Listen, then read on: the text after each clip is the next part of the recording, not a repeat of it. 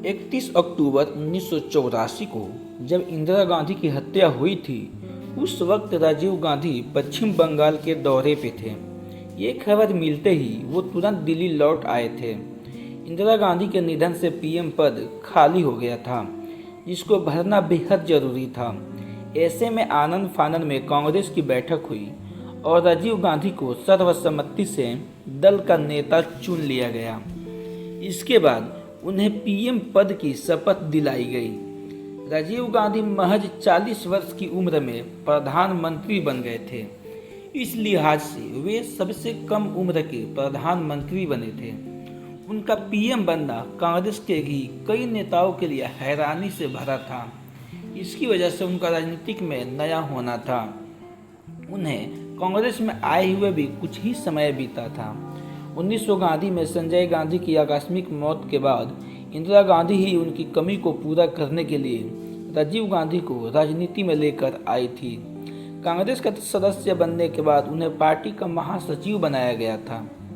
कांग्रेस में आने के बाद उनके कंधों पर दिल्ली में एशियन गेम्स को सफलतापूर्वक कराने की बड़ी जिम्मेदारी थी। इसको उन्होंने बखूबी पूरा किया था।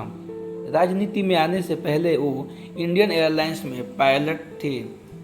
राजीव गांधी पहली बार अमेठी से लोकसभा चुनाव जीतकर लोकसभा पहुंचे थे।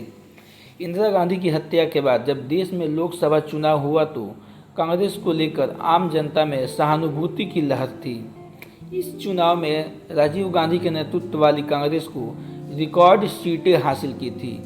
उनकी कैबिनेट में युवा मंत्रियों की संख्या अधिक थी, इसलिए उन्हें एक नई पीढ़ी का नेता कहा जाता था। इसकी वजह से ये भी थी कि उन्होंने अपने पीएम बनने के बाद से 21वीं सदी की बात करनी शुरू कर दी थी। युवा पीएम होने के नाते उनसे देश को काफ़ी उम्मीदें भी थी। युवा पीढ़ी उन्हें अपने एक आदर्श के रूप में देखा करती थी, लेकिन उनके कार्यकाल में ही इंदिरा गांधी की हत्या के बाद देश में सिख विरोधी दंगों ने सारा माहौल खराब कर दिया था।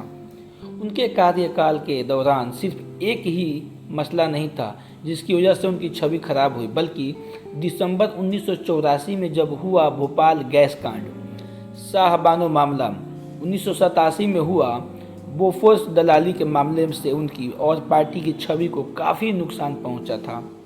इसके अलावा 1987 में श्रीलंका में शांति सेना को भेजना भी उनके कार्यकाल की बड़ी भूल साबित हुई। इसी दौरान उन्होंने श्रीलंका का दौरा भी किया था। इस दौरान जब वो सलामी गार्ड का निरीक्षण कर रहे थे, तब श्रीलंका की नौसेना के जवान विजिता रोहाने ने राइफल की बट से उनके ऊपर हमला कर दिया था। हालांकि उसका ये हमला नाकाम रहा और राजीव गांधी के साथ चल रहे सुरक्षा कर्मी ने तुरंत धक्का दे दिया और जवान पर काबू पा लिया था। विदेशी राष्ट्रध्वज की हत्या करने की कोशिश के लिए रोहाने को 2.5 साल की सज़ा सुनाई गई थी।